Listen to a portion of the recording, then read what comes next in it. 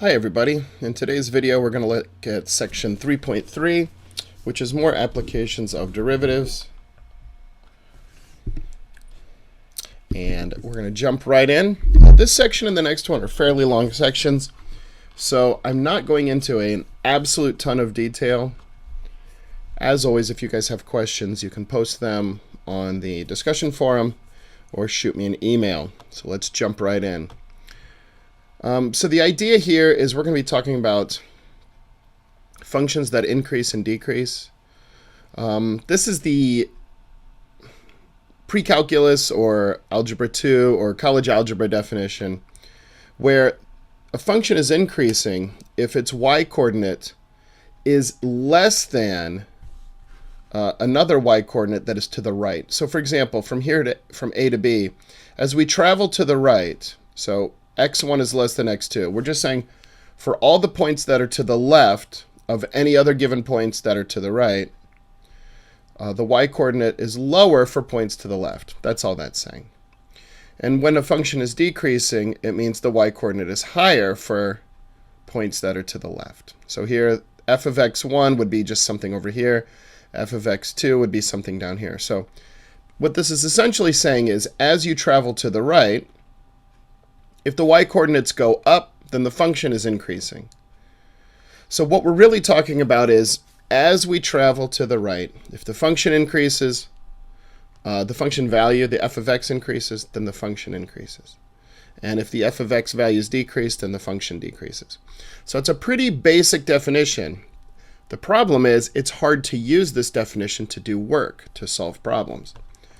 We are going to look at a calculus definition. This is called the increasing and decreasing test.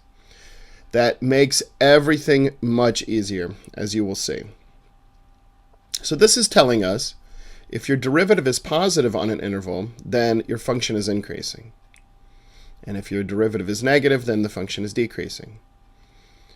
So this is much easier to use. It's much easier to compute a derivative and just look at what's happening than it is to compare y values to each other.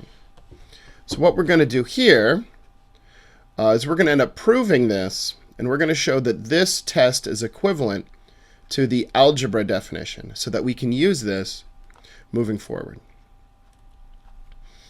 And so using that same picture on the previous slide, we can see that a positive derivative, so between a and b, a positive derivative means all the slopes are positive. So a positive slope of a tangent line means that the function is increasing. And between b and c, negative slope means the function is decreasing. So we're gonna prove that right now, and then we're gonna use this for the rest of the section. So what we're gonna do, so part of the proof, is that we're just assuming that on any interval that we have two numbers, x1 and x2, and x1 is less than x2. So because our derivative is positive, again, we're proving part one. That was the positive part of the test. So because the derivative is positive, we know f is differentiable. So once you know the derivative exists, we can use the mean value theorem, right? If it's differentiable, it's continuous, right? And so we just rewrite the mean value theorem. So this is the original expression of the mean value theorem, except we multiplied both sides by x2 minus x1. And it's basically point slope form of a line. Just if you're not sure what's going on here, that's what this is, right? It's y minus y1 equals m times x minus x1, basically. Now, the right side of this equation is positive. So think about why it's positive, right? And because the right side is positive, the left side is positive. So we can write this as this expression is greater than 0, right? Because the left side is positive. Then we add f of x1 to both sides, and we get f of x2 is greater than f of x1. And that's the whole proof. So we're using the mean value theorem and continuity and derivatives to give us a calculus definition of increasing and decreasing that, as you'll see, is much easier to use than anything you would have used in algebra.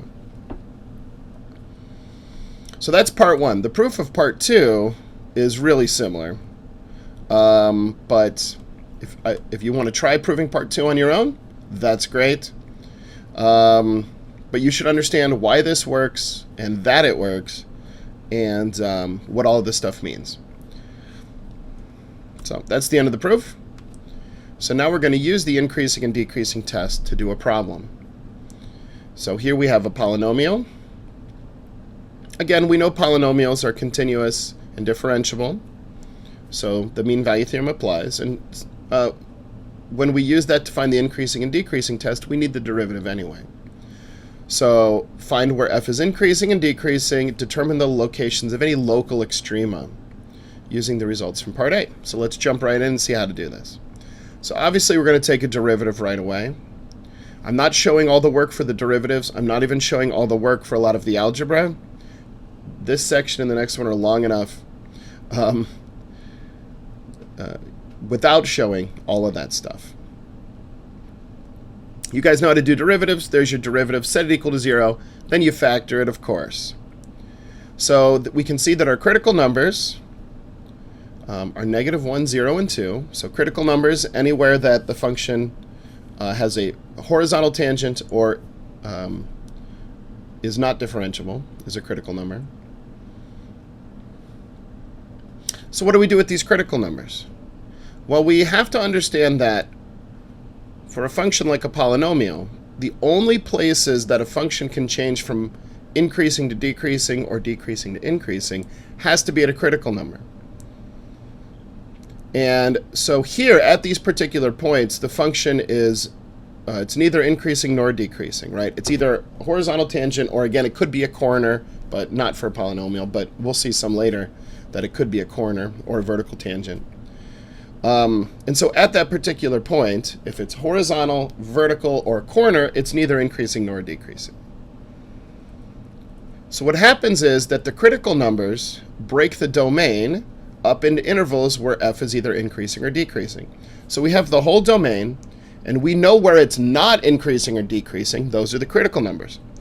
So for our polynomial, the domain is -infinity to infinity. And so we just take the critical values out, and we see what intervals are left over. So the 4 intervals at the bottom are the only places that this function can be increasing or decreasing. And on each individual interval, the whole function is increasing the whole time or decreasing the whole time. It can't change direction inside one of those intervals, or we would have gotten a critical number. So what we do now is we take those intervals and we select test values in the intervals created by the critical numbers. So I need to pick one number in each of those intervals. Once I do that, I plug those in to a sign chart.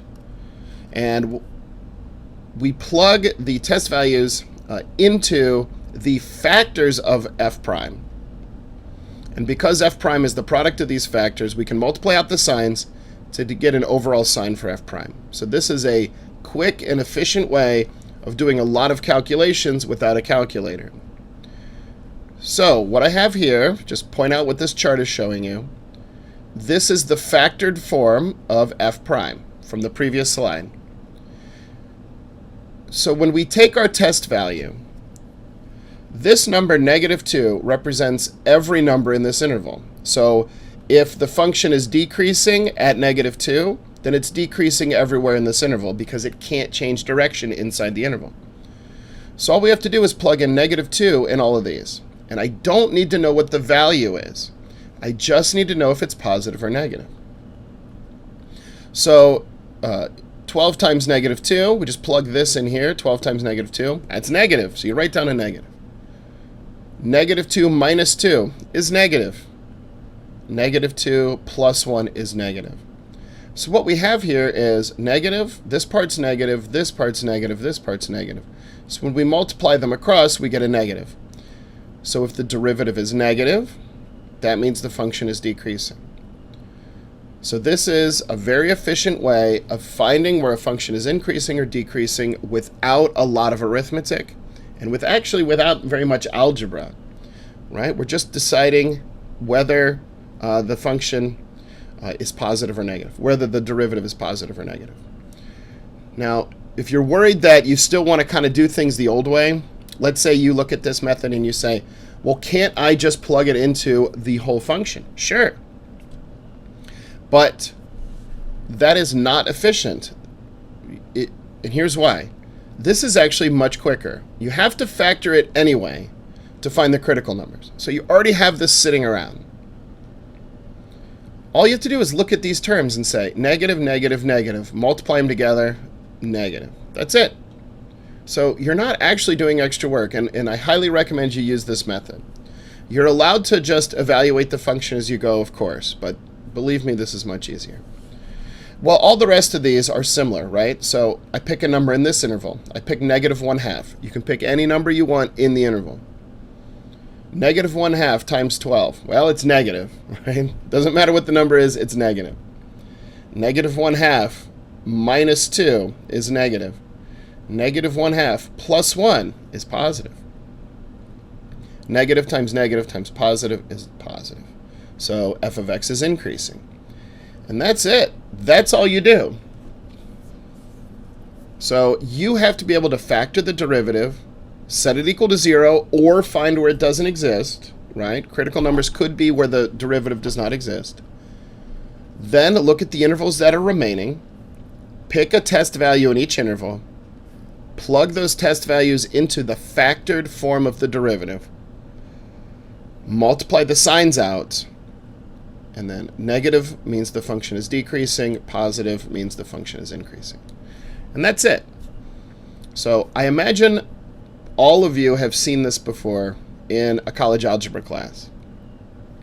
If you haven't seen it, I'm going to show you a couple more examples, but you're expected to know how to use this on an exam. So here's a picture of our function. So we're just going to check our answers with a graph.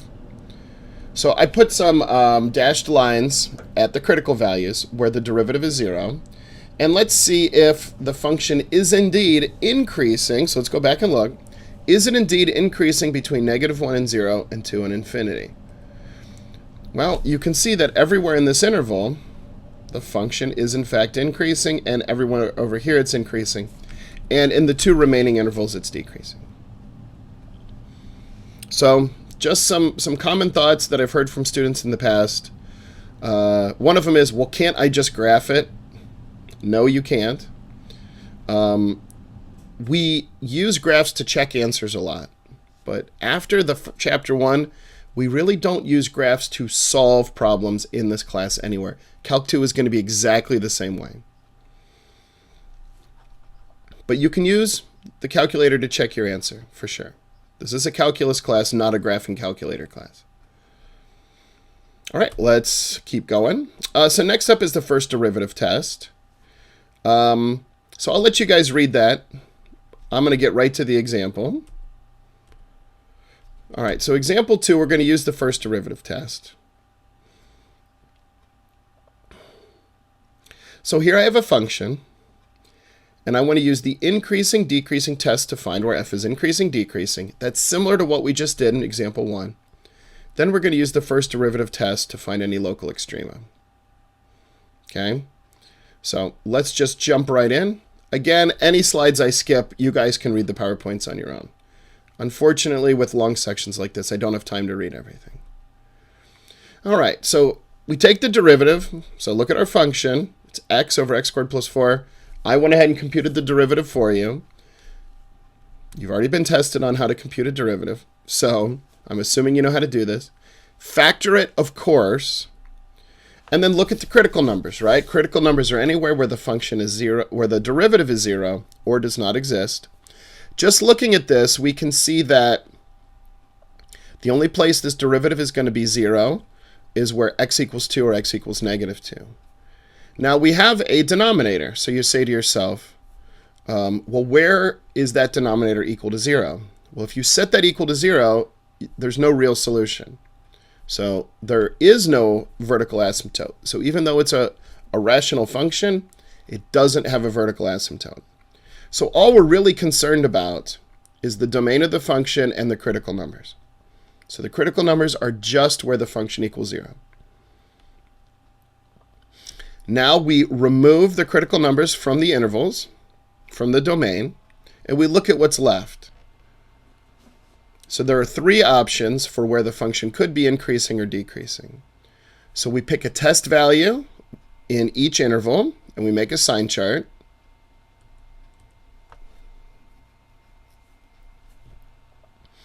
So I pick -3, 0, and 3. Plug everything into the factored form of the derivative. And what you're going to notice here, so think about the factored form of the derivative. It was this times this divided by this. So why am I writing it out as a multiplication problem? Well, multiplication and division have the same rules for positives and negatives, right? Plus times a plus is a plus. Plus divided by a plus is a plus. Right? A positive times a negative is a negative. A positive divided by a negative is a negative. So because we're just interested in positive and negative, it doesn't matter if you write this out as a multiplication problem or a division problem, you're going to get the exact same answer. So I'm just only interested in the signs. I don't care about the numbers. So you just check everything out. 2 minus -3 is positive. 2 plus -3 is negative. Anything I plug in here, I'm going to square. So everything in this column is positive.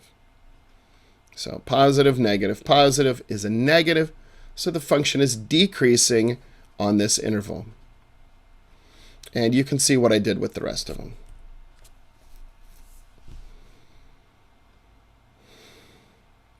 So you might be thinking, based on the first two examples, that these intervals always alternate. It's always negative, then positive, then negative. That's not true. Those just happens to be the first two examples I selected. You could have negatives in back-to-back. You could have 3 in a row that are negative. So just watch out for that. Don't assume just because one's negative that the next one's going to be positive. Now for part B, we use the first derivative test, and we look at what happens at the critical points. So on this interval, it's decreasing. On this interval, it's increasing. So f changes from decreasing to increasing at x equals -2. Right? And if you list the intervals, you can see it, right? So it's like decreasing, increasing. That means the function goes down and then comes back up. Well, if the function goes down and then comes back up, that's a local minimum. And we can see that the opposite happens at 2. So the function is increasing here and then starts decreasing. So if it goes up and comes back down, then we have a local maximum. So that's the first derivative test. It's very easy to use. And of course, you can check your answer with a graph. Right? So here's your critical points, -2 and 2. We already know it's decreasing everywhere to the left here. Here it increases and then it decreases again. So the first derivative test tells us about local minimum and local maximum values. Pretty easy stuff. And if this were the last thing in the section would be very easy. However, we keep going and we learn lots and lots more things. So let's keep going. So now we're going to look at what does the second derivative tell us about the function. So the idea here is that the second derivative tells us something like curvature. Okay, it's not strictly called curvature, but if you're trying to think of what to call it, it's called concavity. But you can think of it like which way does the function curve.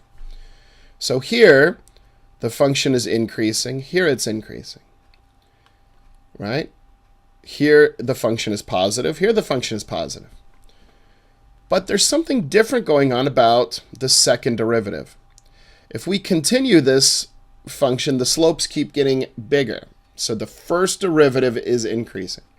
Here the first derivative is decreasing. And that's based on the second derivative, right? So our second derivative is just the derivative of the first derivative. And it tells us about how the tangent line slopes change. It's called concavity. We're going to define everything real rigorously here in a second. But I want you to just think about what's going on, right? Here, the first derivative is positive because all all the tangent line slopes are positive. The second derivative is positive because the tangent line slopes are getting bigger. They're getting more steep. Here, similar thing but different. So you still have positive slopes, but the slopes themselves are getting less steep. So quick warning about something that comes up a lot, and you might not see it all the time, but just watch out for it. If these are negative, so if you took these graphs and just flipped them upside down, all of this would stay the same, okay? This sign would flip, this sign would flip, this sign would flip, and this sign would flip. Calculus is not concerned with magnitudes, absolute values, things like that. In order to find absolute values, you have to do separate calculations. So if a function is upside down and getting more steep, its second derivative is getting more negative, so it's a negative second derivative, right? So just watch for that as it progresses through. But that's the basic idea. Just look at the slopes. So the definition for concavity, this is a really important definition, is that if the tangents lie above the graph, then, if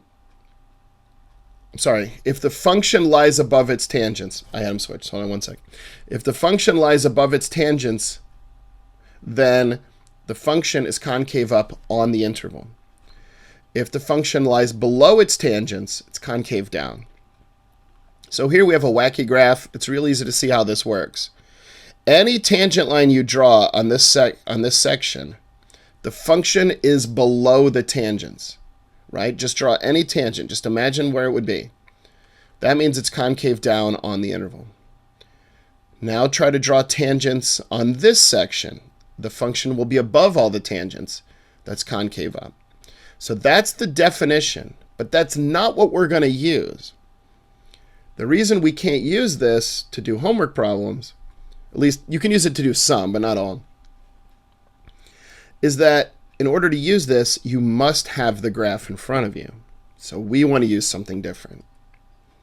So this is what we're going to use, a concavity test. So if the second derivative is positive on the interval, then the graph is concave up. So that's equivalent to this definition, but it's much easier to use. It's easier to calculate a second derivative than draw a graph of every function. And then over on the right side here, right, if the second derivative is negative on the interval, then the function is concave down.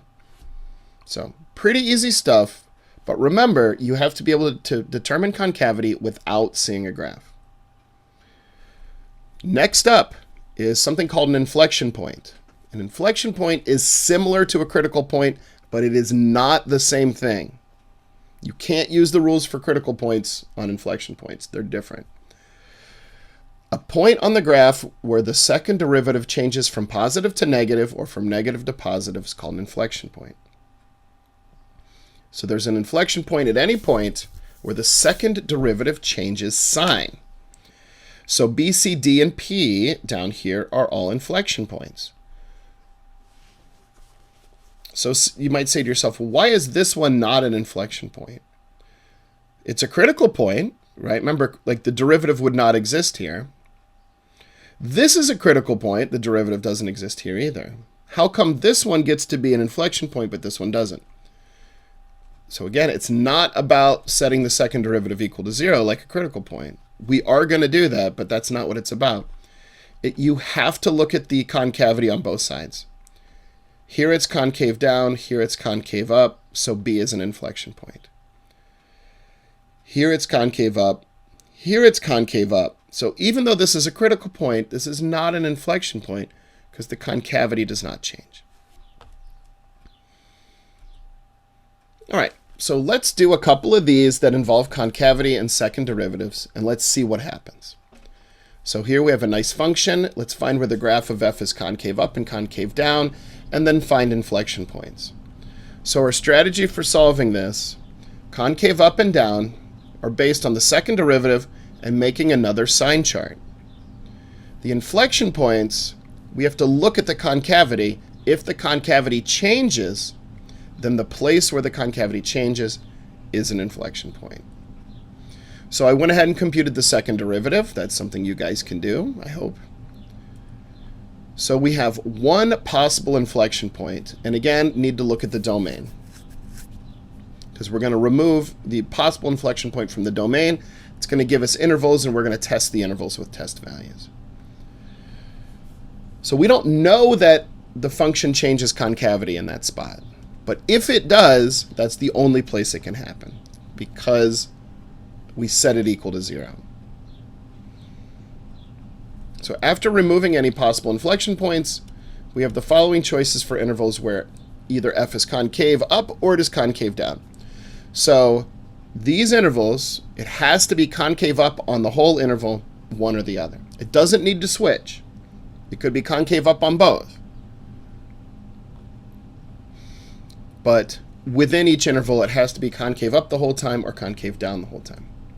So we do our test values. I picked numbers, just any numbers in those intervals. It doesn't matter what you pick.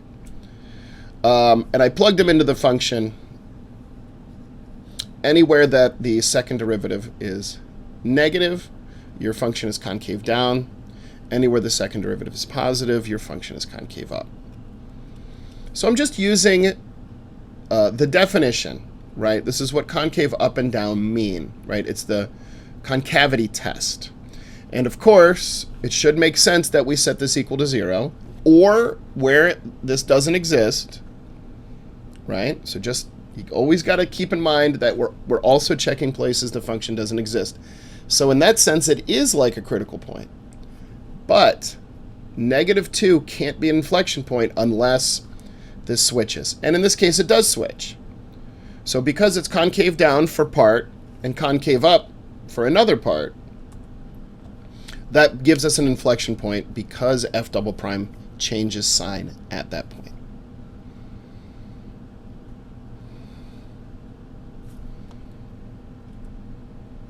Now we're going to look at something called the second derivative test. Oh, let me back up one sec. If you guys want to graph this stuff from here on out, you can. I'm not going to graph any more functions that are fairly easy to visualize. This is a polynomial. You can kind of imagine what it looks like. There will be another graph later, but the farther we go, kind of the less graphing I do. So here we go, second derivative test.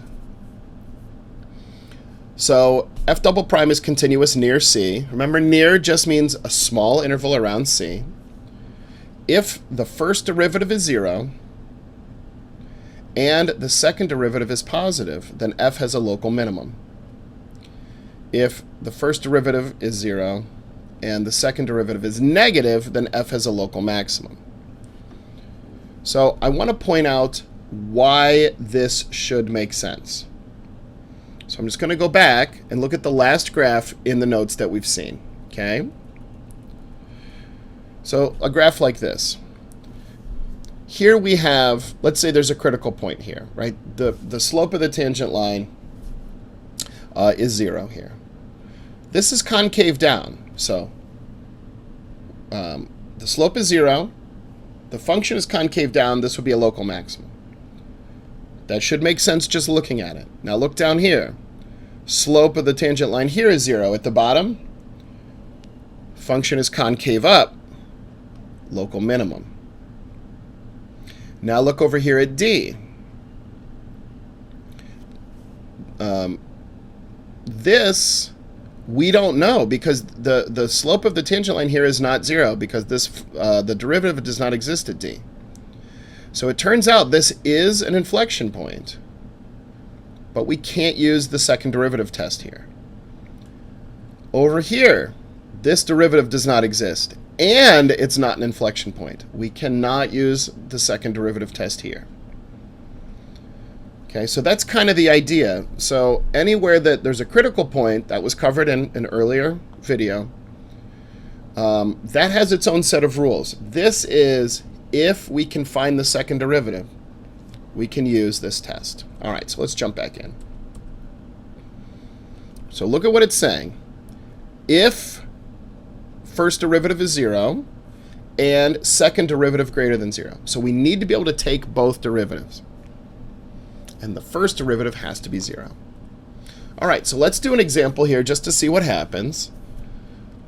So we want to find the critical numbers. So the critical numbers are everywhere where the first derivative is 0 or does not exist.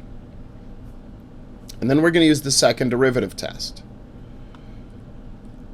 All right, so I went ahead and found the first derivative. I showed some of the work on this because this requires some factoring and just some tricks. So there's your first derivative. So we want to find the critical points. Specifically, we want to know where the function equals 0 to find our critical values and to use the second derivative test. However, we also need to look at points that are not in the domain of the first derivative because those can't end up being points that we use later in the second derivative test. So we have to make sure we know what the domain is. So that function factors. So the critical numbers everywhere that first derivative is 0 or does not exist. The domain of the original function, you always need to write it down, is negative infinity to infinity. So even though the derivative is not defined at 0, the original function is defined at 0. This function here is defined everywhere. Okay. Next up, we find the second derivative. So I went ahead and took the first derivative of this unfactored form. It's up to you. You can take the derivative of this if you want to use the product rule. I didn't feel like using the product rule, so you need to factor it to solve it, but I'd rather take a derivative if something isn't factored. So I took the derivative of this. And you get that, factor it, and again, possible inflection points. Negative 2/3 is where this is 0, and 0 is where this does not exist. So inflection points can happen where the function doesn't exist. It could be critical numbers or not. However, in order to use the second derivative test, we only are interested in critical numbers that are 0 when we plug them in. So here, this value of 0, we can't use the second derivative test for. But we can use the second derivative test for this one because the first derivative is 0. And then we look at the second derivative, right? This whole thing is the second derivative. All right, so to use the second derivative, we plug the critical values, not the test values. So you don't make up new numbers. You use the critical values into f double prime after it's been factored. Now, here, I just wanted to find out if it was concave up or down for inflection point purposes. I can't use this for the second derivative test. Okay, I can only use this. So look at what we have here. At the point x equals 1/6, the second derivative is positive. That means the function is concave up. All right, so we didn't use the second derivative test for that one, but we did use it for this one. So because f double prime of 1/6 is greater than 0, right? It's positive. That means that this is concave up, and that gives us a local minimum at that point. So I went ahead and did the algebra for you. It's actually just a bunch of horrible arithmetic. On the homework, if it doesn't tell you to round, you have to type in exact values. The only reason I rounded here is just so we can find that point on a graph and see if we got it right. So here's this whole graph, what it looks like. It's a really wacky thing. So we used the second derivative test to find this local minimum. We also obtained information about inflection points, critical points. So you can see that the way that these things combine together, you could have a critical point that's not an inflection point, and it could be a local min. You could have an inflection point that is a critical point, and it's not a local min or max. And you could have an inflection point that is not a critical point, and it's also not a local min or max. And if you look at this function, The domain is all real numbers. We found all the inflection points and all the critical points, so it only has a local minimum. So the second derivative test can help us find local minimums. If the question says find inflection points, we found those too.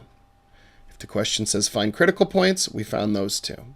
But the second derivative test can only be used if the first derivative is 0 and the second derivative is not 0. So that leads us to this, right? The second derivative test doesn't work when the second derivative is 0. And we didn't even see that case in this last one. We saw a DNE, and you can't use DNEs anyway for the second derivative test. So in other words, if your first derivative is 0 and your second derivative is 0, you also can't use the second derivative test. So that point could be a maximum, it could be a minimum, it could be neither. The test also fails when the second derivative does not exist. Anytime that happens, we have to use the first derivative test if you're given a choice. And just for your own information, even when both tests apply, the first derivative test is often the easier one to use. So you have to make a sign diagram for the first derivative test. You don't have to make a sign diagram for the second derivative test. But because you're computing a lot more stuff to do a second derivative, usually the first derivative test is easier. On the homework, you will be instructed what to use. But a lot of these are multiple choice. A lot of these are just solve any way you can. On an exam, if I say to use the first derivative test, you have to use it. If I say to use the second derivative test, you have to use it. And you have to show that you're using it. All right, so if you guys need some extra practice, a lot of good problems in there. The homework tutor is very, very good for this particular section. And there's some cool videos and animations and stuff like that. So check this all out. And as normal, let me know if you guys have questions.